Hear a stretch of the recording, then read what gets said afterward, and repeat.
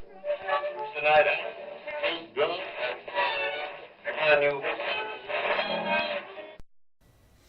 Hello, it's Skeptical Root once more, coming to here live, not live, well it's live right now as I'm recording it, but it'll be recorded when you see it, from my office, basement, my space, if you will, in the house.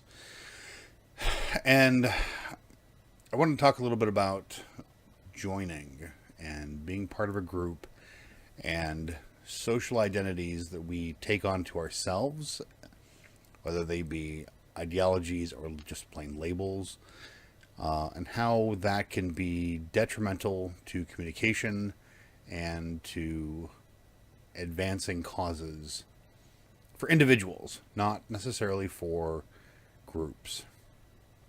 I myself am not a joiner. I don't join groups. I don't take on a lot of labels myself. There are some exceptions to that, of course. I am an atheist because it is a simple definition of not accepting theistic claims. And there's not really any way you can go around that, as far as there are groups of people who are atheists who are crazy. And technically, you can be an atheist and believe that aliens are responsible for everything instead of a god. But I think that the concept of God, and is particularly the Abrahamic God, is illogical. And I'll do a video on that at some point. I believe, and I don't seem to have my paperwork around here anywhere, but it's required of YouTube atheists to tackle certain basic topics. At some point, I'll probably do something on the Kalam, some other counter-apologetic point to Christian apologetics, or I should say theistic apologetics, because things like the Kalam, for example, don't get you to Yahweh or Allah. It gets you to perhaps there being something that they just call God, but I'll do a video on it, and you'll understand what I'm talking about if you don't already understand what the Kalam cosmological argument is. I will also talk about, man, I wish I had that handbook here somewhere, but I'll do a video about, crazy Christians and Christian ideologies in modern society, them saying stupid things. I don't think I'll do any response videos for a while. I'm really just trying to pump out a few videos in the beginning here of my channel so that you'll know who I am. You'll kind of get an idea for the type of content I'll make, what you might want to tune back in for. I'm not even going to do it like any editing. This is all off the cuff right now. This is me just talking to the camera. I'll script some things later. I'll probably go back to my blog and take up some topics. I'm sure at some point I'll talk about the historicity of Jesus, because I actually wrote what I think is a very interesting blog about that. And you can find that blog down in the description of this video, where I will link my blog on Blogger, my Facebook page, and my Twitter. I stalk Twitter fairly frequently, but I don't post a lot. In fact, I haven't tweeted yet as of the date of this video from that account. Although I am already blocked by Steve Shives for some reason. Could be because of some of the people that I follow. I tend to follow a variety of people. I do like, mentioning Steve Shives here, I do like some of his content. I like his Atheist Read stuff. I do enjoy his Stephen Stuffy stuff, even if I don't always agree with the message that he's putting out. I think he's a charismatic speaker on camera. I've never met the man. I don't know him personally. He lives in another state. That's chances of me ever meeting him are slim to none. But I find it funny that I'm already blocked by him. So, yeah. So, joining groups. We can start with that. Using Steve Shives as an example, and I'm not digging on Steve Shives, but Steve Shives is a feminist. I am not a feminist. I agree with what will be considered the modern feminist ideas. I don't agree with modern feminist tactics as far as the authoritarian leftist, and I don't want to go so far as to say fascism, because fascism is authoritarian. It's not left or right per se. Several leaders have gotten into power claiming social or socialist leaning tenets, but have turned out to just be pure authoritarian and conservative in practice. But that's another story. Primarily, I wouldn't like again, using the feminism as an example, I don't I don't call myself a feminist for the same reasons that, you know, Ozymandias does not. That when you associate yourself with a particular group, when you say, I have this label, you get lumped into a group of ideas and ideologies that other people have of that particular group or association.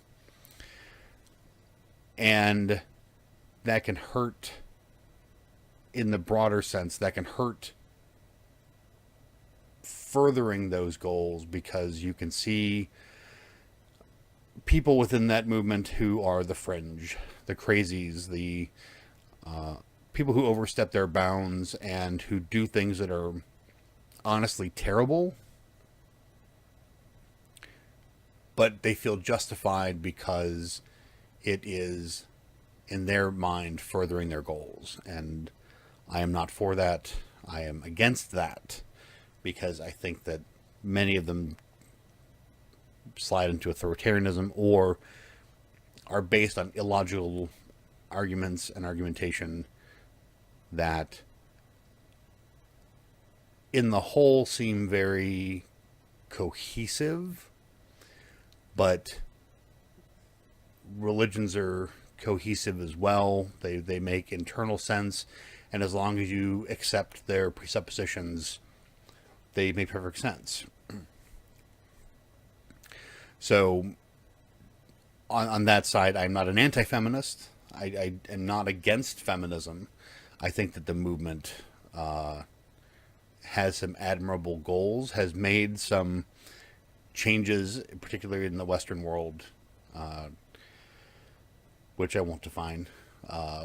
Those that are based on Enlightenment values, I'll enable a definition that well.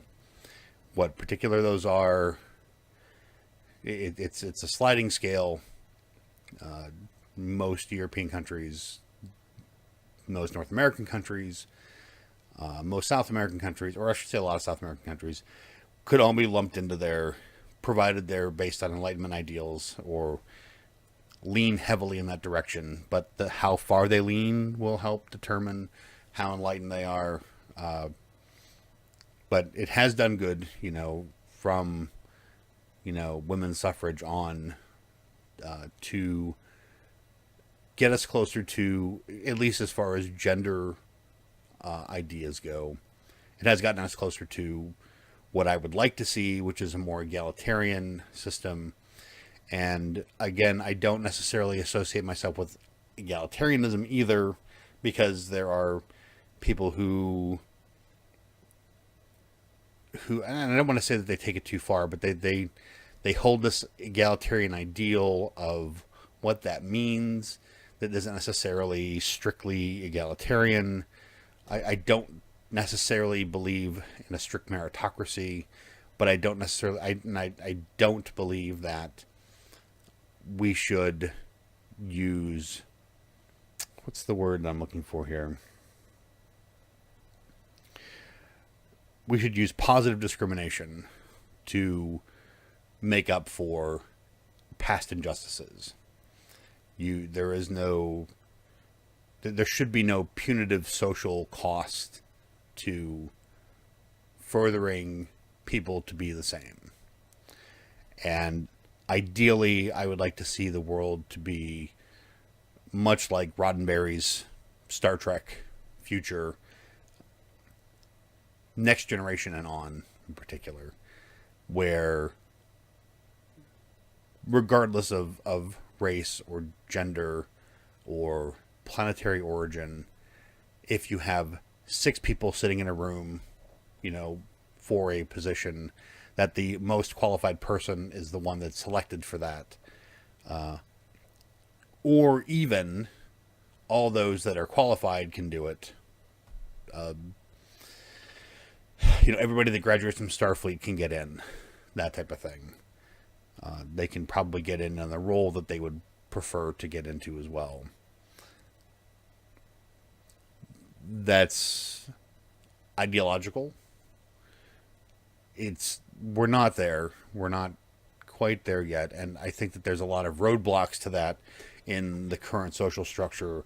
A lot of it coming from authoritarian movements within the progressive camps, as well as being hindered by the more conservative camps on the authoritarian conservatives, and even libertarian conservatives, who say, government, no government, not quite, weak anarchists, we'll call them, saying that, we should trust people now to behave in certain ways when we know that we can't trust people to be those certain ways, which is why we have laws to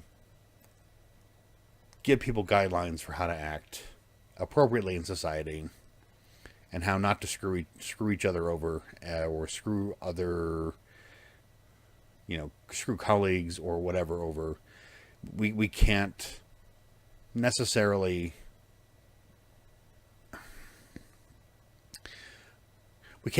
stop all of it, but until we can create an ideological shift in society to move towards altruism, perhaps, then those laws are necessary, and the government is necessary, and there is not another system out there besides, I hate using the term state, but the state, to necessarily engage people into behaving in more altruistic ways. So I guess that's it. That's 12 minutes. It's almost 13 minutes, and you guys haven't stopped watching yet. So most of my videos are going to be about this long, 10 to 15 minutes, at least getting started. As I go, I'll do more editing. I'll edit out the coughs and ums, but this is all off the cuff. I'm just thinking of it. When I have notes, I'll probably do less ums. But those are my fillers for places where I don't really know what I'm going to say. So I guess that's it. Thanks for watching. And as I mentioned in the first video, goodbye and hello, as always. If it doesn't,